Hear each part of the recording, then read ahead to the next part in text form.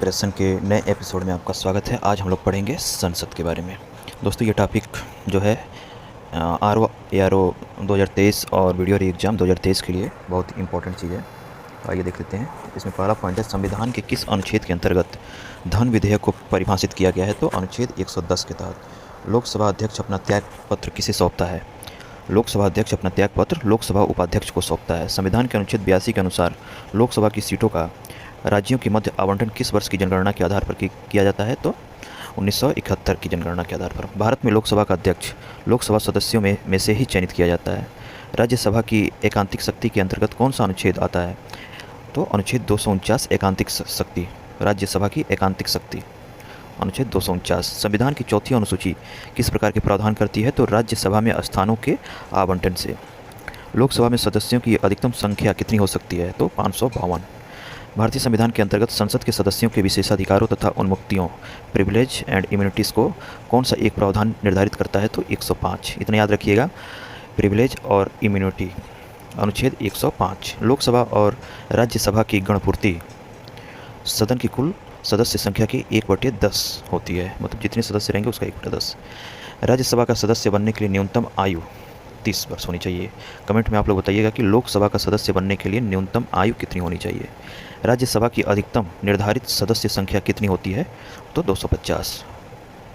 संसद के किस सदन का अध्यक्ष उसका सदस्य नहीं होता है? तो राज्यसभा का। भारतीय संविधान का कौन सा अनुच्छेद संसद को अंतर्राष्ट्रीय समझौतों को लागू करने के लिए विधि निर्माण करने की शक्ति प्रदान करता है? तो अनुच्छेद 253। भारतीय संसद में राष्ट्रपति और संसद के दोनों सदन लोकसभा एवं राज्यसभा सम्मिलित होते हैं। भारतीय संसद, क्वेश्चन ये पूछा गया था, पीसीएस में पूछा गया था कि भारतीय संसद कैसे बनता है? तो राष्ट्रपति, लोकसभा और राज्यसभा। लोकसभा में राज्यवार सीटों का आवंटन वर्ष 1971 की जनगणना पर आधारित है। यह निर्धारण किस वर्ष तक यथावत रहेगा? मतलब 1971 की जनसंख्या पर राज्यसभा का सीटों का आवंटन 2026 तक होता रहेगा।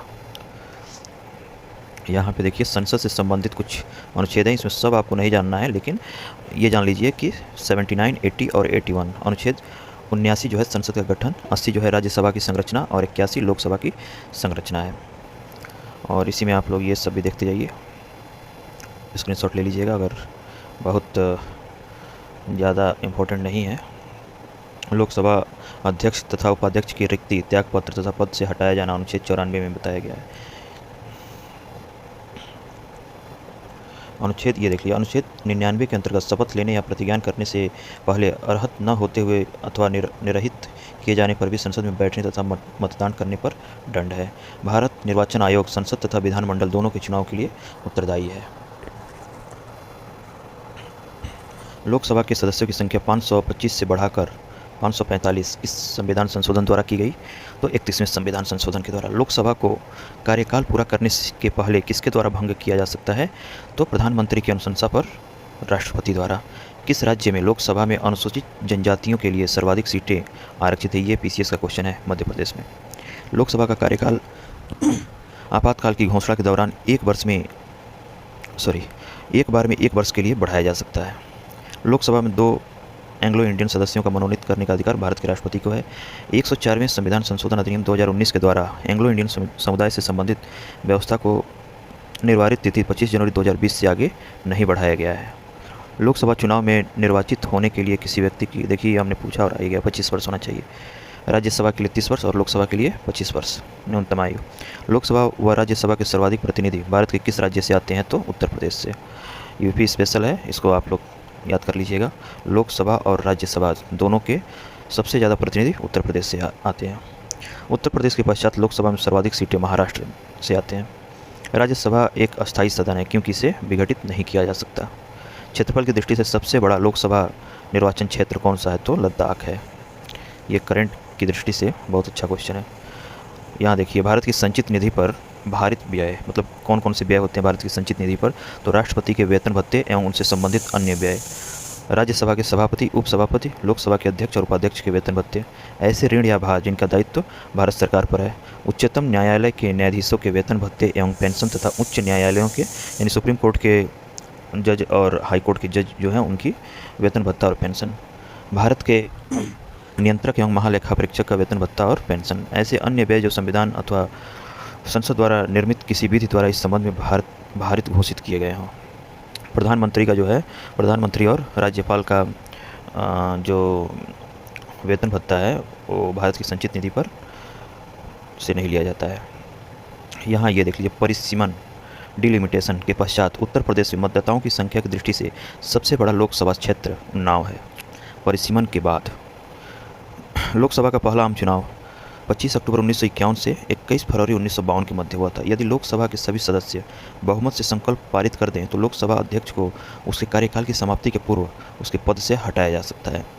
एक वर्ष में लोकसभा के कम से कम कितने सत्र बुलाए जाते हैं? कम से कम 2 सत्र बुलाए जाते हैं। लोकसभा में बिहार को आवंटित सीटें किन 2 राज्यों की आवंटित सीटों के योग के बराबर है? तो छत्तीसगढ़ और मध्य प्रदेश के। राज्यसभा के सदस्य का कार्यकाल 6 वर्ष होता है, इसीलिए राज्यसभा कभी विघटित नहीं होता है। प्रोटेम स्पीकर की नियुक्ति राष्ट्रपति द्वारा की जाती है तथा उसका कर्तव्य नवनिर्वाचित लोकसभा सदस्यों को शपथ दिलवाना है। सिर्फ शपथ दिलवाने के लिए प्रोटेम स्पीकर आते हैं। लोकसभा अध्यक्ष अपने निर्णायक मत का प्रयोग कब करता है? तो किसी विधेयक या प्रस्ताव के पक्ष एवं विपक्ष में बराबर मत होने की स्थिति में। लोकसभा के प्रथम अध्यक्ष कौन थे? तो जीबी मावलंकर। लोक लेखा समिति नियंत्रक एवं महालेखा परीक्षक की रिपोर्ट की जांच करती है तथा उस पर अंतिम रिपोर्ट तैयार करके संसद के पटल पर रखती है। तो लोक लेखा समिति का कार्य क्या है? तो नियंत्रक एवं महालेखा परीक्षक की रिपोर्ट की जांच करना और उस पर रिपोर्ट लगाना। प्राक्कलन समिति का कार्यकाल कितना होता है? 1 वर्ष होता है। प्राक्कलन समिति क्या काम करती है, ये आप लोग कमेंट में बताइए। राज्यसभा के सदस्य किसके द्वारा चुने जाते हैं? तो राज्यों की विधानसभाओं द्वारा। विशेषाधिकार समिति के दोनों सदनों में कुल कितने सदस्य होते हैं? तो 25। लोकसभा से 15 लोग आते हैं और राज्यसभा से 10। संसद में सरकारी विधेयक मंत्री द्वारा, जबकि गैर सरकारी विधेयक मंत्री के अतिरिक्त किसी भी सदस्य द्वारा प्रस्तुत किया जा सकता है। ये देख लीजिए, प्रत्येक वित्त विधेयक धन विधेयक नहीं होता है, परंतु प्रत्येक धन विधेयक वित्त विधेयक होता है।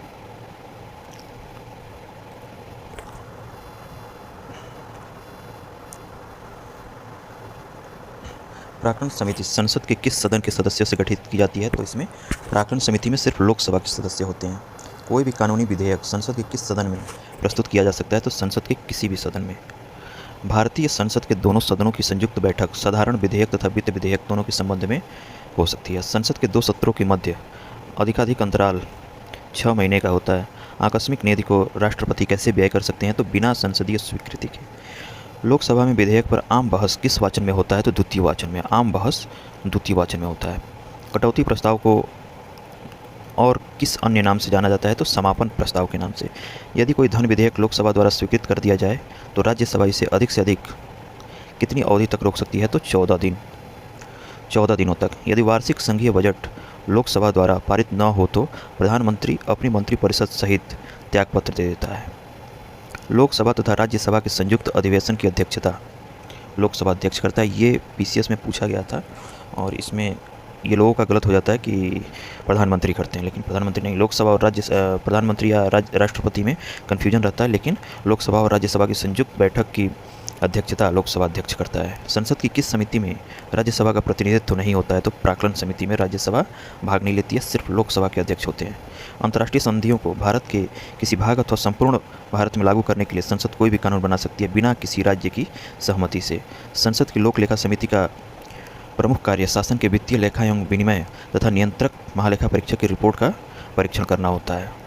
लोक लेखा समिति का प्रमुख कार्य वित्तीय लेखा एवं विनिमय तथा नियंत्रक और महालेखा परीक्षक की रिपोर्ट की जांच करना होता है। भारतीय संसद किसके माध्यम से प्रशासन पर नियंत्रण करती है? तो संसदीय समितियों के माध्यम से।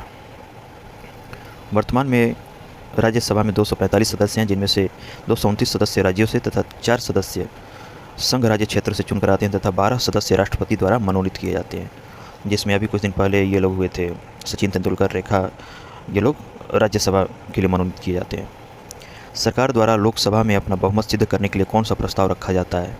विश्वास प्रस्ताव। भारतीय संसद के दोनों सदनों की प्रथम संयुक्त बैठक किस विधेयक पर हुई थी? तो दहेज उन्मूलन विधेयक पर वर्ष 1961 में।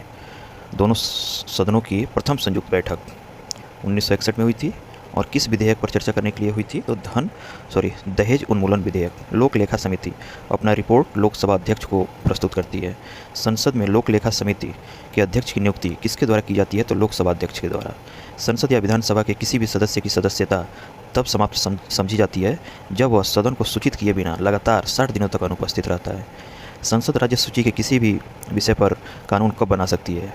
यदि राज्यसभा ऐसा संकल्प पारित कर दे तब। किसी मंत्री के विरुद्ध विशेषाधिकार प्रस्ताव कब लाया जा सकता है? तब लाया जा सकता है जब वह मंत्री किसी मामले के तथ्यों को रोकता है या तथ्यों को गलत वर्णन करता है। संसद द्वारा वर्ष 1989 में निर्मित कानून के अनुसार एक नागरिक के वयस्क होने की आयु 18 होती है। ये 1989 में जो कानून बनाया गया था उसके तहत।